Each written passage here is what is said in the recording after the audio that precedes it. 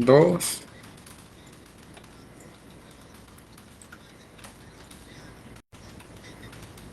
Bienvenidos a este espacio de Proceso Digital y Departamento 19. Les saluda Verónica Castro y les agradezco que se mantengan conectados para que se enteren de lo último en esta oportunidad, el tema de empleo. Un tema que a todos de una u otra forma nos toca, nos mueve, porque o estamos nosotros desempleados o conocemos a alguien en nuestro ámbito familiar que anda en busca de un empleo. Jenny Antunes es del Consejo de Estatal y es ¿cuál es oficial de política económica. Oficial de política económica, que maneja precisamente este tema de las estadísticas que se manejan en el COEP y que, valga la aclaración, son estadísticas que se toman conforme a las que son oficiales, las que da el Instituto Nacional de Estadística. Efectivamente, son cifras oficiales, son cifras históricas también, que tienen una sola metodología, medir los datos de desempleo, los datos de pobreza, pues son datos del Instituto Nacional de Estadística. El COEP lo que hace es utilizar esa información y presentarla para que podamos todos entender la realidad de nuestro país. Y la realidad de nuestro país, estamos comenzando el mes número 9 de este año, ¿qué indica? Bueno, lamentablemente las cifras de empleo, y esto es algo importante mencionar, ha sido un problema estructural que tiene nuestro país, ¿verdad? En temas de pobreza, en temas de desempleo, en temas de informalidad, lo cual hoy en día sigue siendo realmente un problema muy lamentable que afecta a muchas personas. Que Honduras que da como resultado que Honduras tenga altos niveles de migración. Por ejemplo, muchas personas que hoy en día deciden migrar lo hacen en busca de oportunidades económicas, y eso es precisamente por no tener oportunidades de un empleo digno en Honduras. Sí, porque precisamente la cifra de personas que al estar intentando alcanzarse de estar tocando puertas y no encontrar oportunidades formales, optan por la informalidad. Sí, y ahí tenemos dos realidades: personas que están en la informalidad. En Honduras estamos hablando de 1.600.000 personas, lo cual es realmente un dato muy preocupante, ¿verdad? Pero además tenemos otra cifra que son los desempleados, que a eso le sumamos 200.000 personas más, y luego tenemos los desalentados, que son las personas que ya dejaron de buscar un empleo porque consideran que no lo van a encontrar, y ahí súmele 180.000 personas más que están en esta situación. Entonces realmente es como un círculo vicioso, ¿verdad?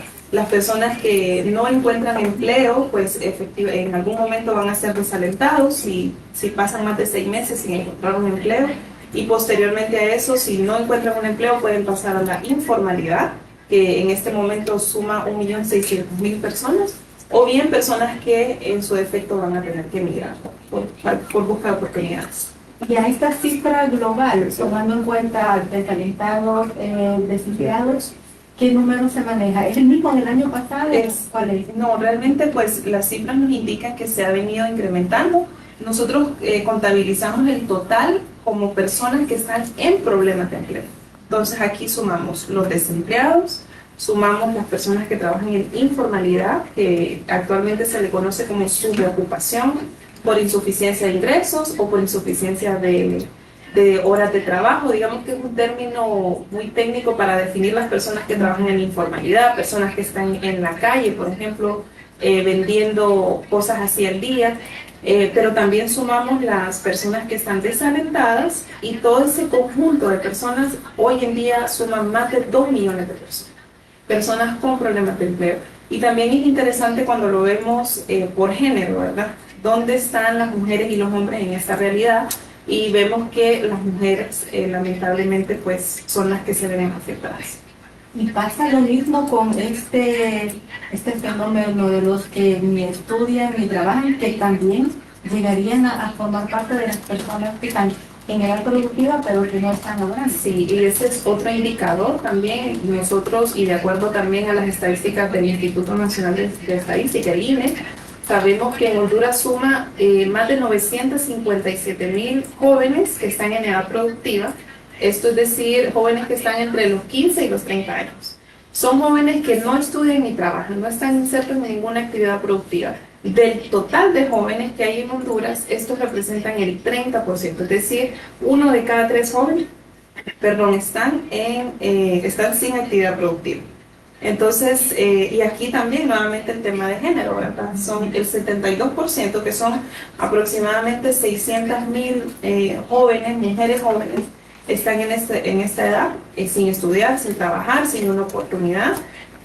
Son muchas veces mujeres que se dedican al cuidado de sus padres, al cuidado de sus hijos, al cuidado del hogar, y no tienen la oportunidad de desarrollarse. Y en Honduras este tipo de trabajos están poco remunerados. No, el trabajo de los cuidados no es remunerado, definitivamente no, y esa pues también ha sido un tema que nos indica por qué Honduras ocupa uno de los puestos más bajos a nivel de productividad. La productividad es eso, ¿verdad? O sea, entender qué están haciendo o qué hacen las personas para aportar a la economía, ya sea desde los diferentes rubros económicos, ya sea como en el comercio, ya sea en la agricultura. Todos aportamos y todos construimos a la productividad de nuestro país, de alguna forma. Todos los que tenemos un empleo estamos construyendo Honduras y estamos siendo productivos. Pero ¿qué pasa con todas estas personas que no tienen esa oportunidad? Es un capital desperdiciado y efectivamente eso hace que Honduras tenga los altos niveles de informalidad y también los bajos niveles de productividad. Bien, yo recuerdo que pues cuando comenzamos el año se hablaba mucho de sectores bien específicos donde ya se anunciaban los cierres de empleos, o sea, plazas laborales que se iban a perder. Hablábamos de la industria del camarón, que estaba bien marcada, de las maquilas con el anuncio de varios cierres, y teníamos también el tema de la industria. Son sectores que pues emplean a muchísimas personas por tradición, pero que a inicio de año se hablaba de que estaba con muchos problemas, muchas faltas. Sí, efectivamente. En este momento no contamos con estadísticas oficiales de cuánto es el empleo. Sabemos que en la zona sur, que es una zona por excelencia en el rubro camaronero, es donde más empleos se han perdido específicamente en las fábricas de camarón. Pero en este momento pues no tenemos estadísticas oficiales que nos indiquen cuánto ha sido la pérdida total. Los datos de empleo a nivel general, de industria, de manufactura, donde también se perdieron empleos, manufactura textil, pues también esperamos tenerlos ya al cierre del año, que son, digamos, los datos que va a publicar el INE. Sí, y precisamente esa parte lo comentamos al inicio, como cifras de desempleo, de pobreza, todo es en base a las cifras oficiales. Y yo recuerdo, Jenny, no sé por cuánto tiempo fue que estuvo caída en la página del INE. A mí me llamó mucho la atención y estuve consultando qué pasa, cuánto tiempo se van a tardar en reactivarse, y pues inevitablemente surgió la duda de por qué se cae una página de estadísticas, por qué se cae una página oficial que es tan importante. Y la duda de qué estará pasando no solo por mía, sino que entre varias personas yo he escuchado esta duda que genera cuando pasan cosas como estas, por ejemplo. Sí, realmente, afortunadamente en el COE pues tenemos las bases de datos ya históricas desde el año 2000, así que cada vez que el INE publica un dato y de repente pues la página la tienen como en mantenimiento, pues nosotros ya tenemos las estadísticas. También nosotros contamos con las estadísticas de organismos internacionales como la Organización Internacional del Trabajo, que también publica estadísticas laborales, y que la Organización Internacional del Trabajo también tiene como fuente principal los institutos de estadísticas de todos los países. Entonces ya es como una obligación que el INE le deba compartir la información a la OIT, y bueno, la OIT la publica, así que de alguna forma nosotros siempre buscamos contar con las fuentes oficiales, ya sea si no están disponibles en la página del INE, pues sabemos que los podemos encontrar en la página de la OIT. ¿Y cómo es la confianza de las personas normales, no solo de ustedes, que tienen que estar pendientes y revisando estas cifras? ¿Cómo ven la confianza de la gente cuando pues de parte del poder se dice no es cierto que se ha disminuido el número de personas en Honduras que son pobres, sino que ha aumentado? ¿Cómo lo ven ustedes? Bueno, digamos, nuestra fuente oficial, y es como nosotros garantizamos y damos la credibilidad que la información que estamos presentando es con fuente oficial o es con fuente confiable. En este caso es el INE, ¿verdad? Pero también cuando se trata de otro dato, también utilizamos información del Banco Central, por ejemplo. Entonces, ¿qué es lo que pasa? Que generalmente estos institutos o estos organismos internacionales que publican datos estadísticos publican solo el dato, ¿verdad? El cuadro de Excel y ya está. Y luego viene un trabajo de análisis, de buscar ese dato, de compararlo, ver cómo estábamos en los años anteriores. Y es por eso que este dato de pobreza que recientemente se publicó también fue con datos del INE, utilizando la misma fuente de ellos, de la página que ellos publican la información. Y lo que hicimos fue traer la información desde antes de los niveles de pandemia. Sabemos que en el año 2020 y en el año 2021 fueron años atípicos por el tema de la pandemia, por el tema de las tormentas Eta y Iota, y obviamente hubo un incremento desproporcional tanto en problemas de empleo, desempleo, en pobreza, claro. Y lo que hicimos, bueno, ok, comparémonos con un año similar, ¿verdad? Cómo estábamos antes de pandemia, que fue el año 2019, y lo que vemos es que realmente no se ve como esa reducción de pobreza como se quiere hacer ver, sino que más bien ha habido un aumento de pobreza debido a que obviamente venimos de niveles de pobreza sumamente altos como fue en el año 2020 o 2021.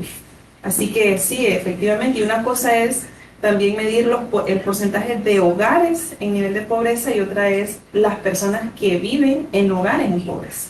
Esto pues ya nos revela otra realidad que son más de 5 millones de hondureños.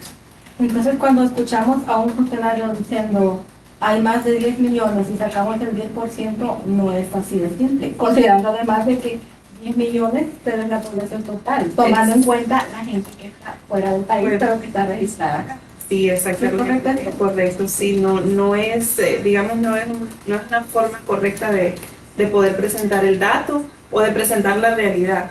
Y tal vez mi mensaje aquí como representante del poder es que más allá del dato, ¿verdad? Si aumentó o se redujo la pobreza, yo creo que lo que debemos llamar a la reflexión es el problema que es la pobreza. El problema que implica que tantas personas estén en pobreza. Y esto viene a raíz de el empleo, ¿verdad? Una sociedad, un país que no tiene oportunidades de empleo, obviamente va a tener estos altos índices de pobreza, va a tener hogares en pobreza, va a tener niños en pobreza, y es de ahí donde se debe atacar. Y como lo dice el Banco Mundial en un informe muy reciente, dice el empleo es la única vía más segura y más rápida para reducir los niveles de pobreza. Así que es de ahí donde debemos trabajar, en el tema de empleo, desde el poder lo hemos venido impulsando, todo inicia en el empleo.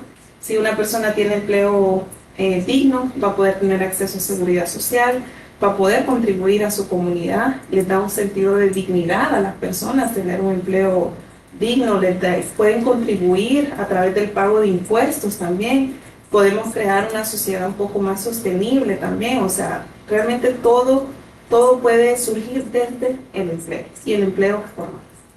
Y precisamente cuando hay ferias de empleo para empleos formales, vemos esta cantidad exagerada de gente.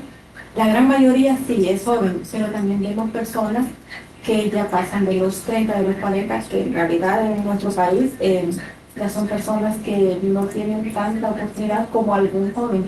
Pero eso es un muy buen medidor, ver la situación del país cuando se abre una feria de empleo con un número que no es tan grande, pero la cantidad de gente que llega es exagerada.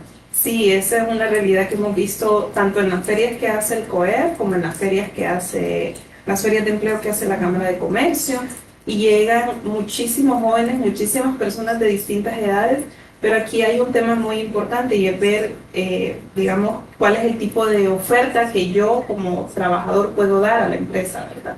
Y también ese es otro de los problemas que tenemos como país, poder formar a nuestra fuerza laboral, así se le llama, a todas las personas que estamos disponibles en el mercado, ya sea que estamos trabajando actualmente o que estamos en busca de un trabajo, somos una fuerza laboral disponible para aportar a nuestra economía. Entonces, pero también, ¿qué sabemos hacer? ¿Qué aprendemos? ¿Qué experiencia tenemos? ¿Qué habilidades tenemos? Hoy en día hablamos mucho de habilidades digitales, habilidades tecnológicas, que es lo que más se está demandando.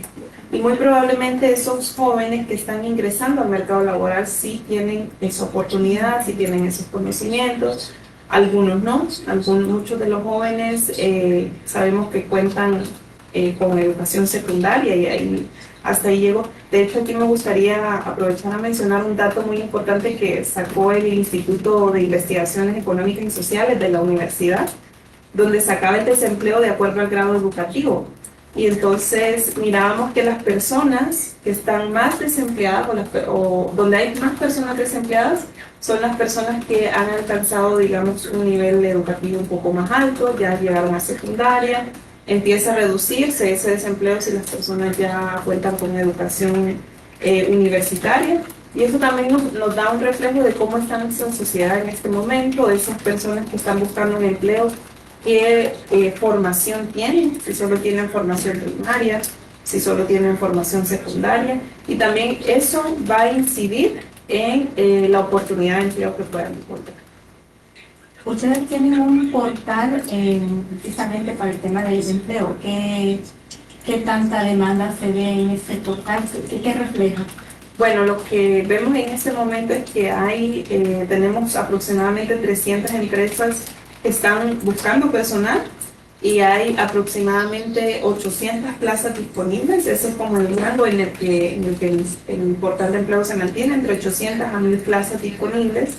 Y bueno, aquí lo que se busca es que más personas apliquen a esos puestos y que puedan cumplir con los requerimientos o las habilidades que están buscando las empresas. ¿Dónde hay más demanda? Bueno, pues en muchos de los puestos, en muchas de las posiciones que tienen que ver con atención, con servicio al cliente, en habilidades de comercio, en las áreas de finanzas. Entonces, por eso les mencionaba el hecho de que tengamos experiencia, tengamos fuerza laboral capacitada y que tengamos, que digamos, el Info pueda formar en estas nuevas habilidades, las universidades también puedan sacar profesionales al nivel de lo que se está demandando por parte del sector privado, pues eso también va a ayudar a reducir esa brecha.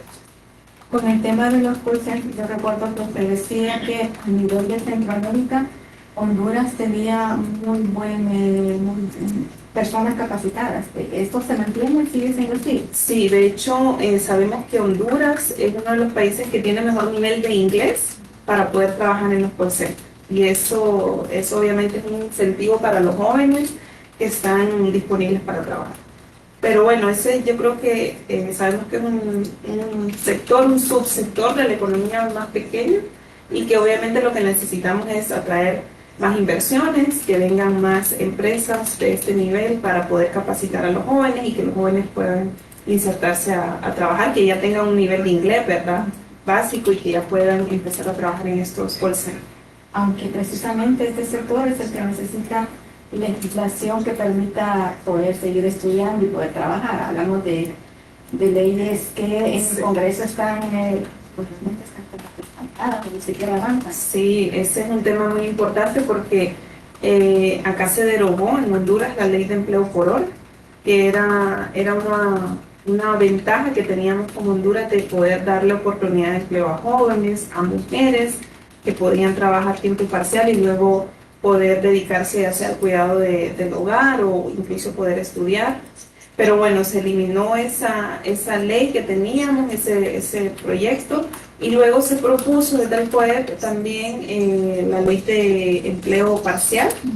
Y bueno, tampoco no hemos visto ningún resultado, lamentablemente. Sabemos que es una alternativa de contratación que le da a muchos jóvenes la oportunidad de poder trabajar. Y esto es bien importante porque, como lo mencionábamos hace un momento, tenemos todos estos jóvenes, 957,000 jóvenes que son niños que están buscando, esperando tal vez una oportunidad para poder trabajar y estudiar. Y bueno, no hay alternativas de contratación. Gracias, Jenny. Su mensaje final ya para concluir este tema del empleo, de lo que nos muestran las cifras y pues la expectativa que hay para las estadísticas que se están a la espera de que salgan de parte del INE. Sí, bueno, nuestro mensaje como COEP es que debemos priorizar el empleo. En la medida en la que prioricemos el empleo vamos a lograr reducir los niveles de informalidad que hay, vamos a lograr reducir los niveles de desempleo que hay y vamos a lograr reducir, obviamente, los niveles de pobreza, ¿verdad? Porque todo viene como en cascada. Si nosotros mejoramos el nivel de empleo, vamos a lograr reducir el nivel de pobreza, principalmente en jóvenes y mujeres. Y bueno, ese es, digamos, nuestro mensaje, que hay que trabajar en conjunto, y siempre desde el POEP hemos hecho una invitación, hemos hecho propuestas al sector público, no solo de este gobierno de turno, sino los gobiernos anteriores, de lo que podemos trabajar, de cuáles son las propuestas que hemos trabajado también con empresarios de las zonas, de diferentes zonas del país, donde podemos ver cuáles son las necesidades que tienen y qué es lo que quieren hacer, qué es lo que proponen, qué se debería hacer para mejorar el entorno de negocios. Y en base a eso nosotros siempre hemos hecho y hemos estado en la disposición de proponer para trabajar en conjunto. Gracias, Jenny. Gracias también a ustedes que se han mantenido pendientes de esta entrevista. Les invito a que se informen a través del proceso digital y del Departamento de Investigación. Y lo único que tienen que hacer es visitar nuestra